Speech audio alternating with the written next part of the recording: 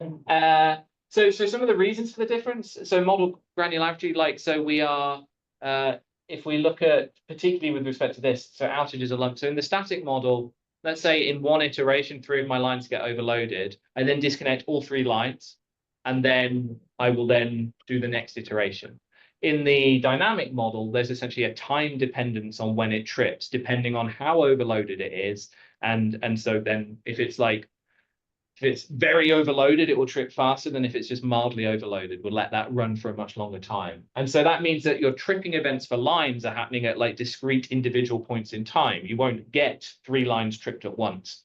And so what that means is you might find that one of those line trips then has a nice stabilizing effect on the system, or it might create an island and then those 2 islands are fine. Whereas if you trip all the things out all at once, you might have other issues in the system. So this kind of granularity that you get, this with respect to time, instead of lumping everything together, that's causing some of the difference.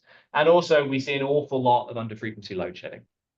So we can't really represent that within the dynamic model, particularly. We can represent a little bit of load shifting and allowing a load to shift to kind of like redispatch, but it doesn't necessarily represent the behavior very well. And so this under frequency load shedding is really causing quite a bit of the difference.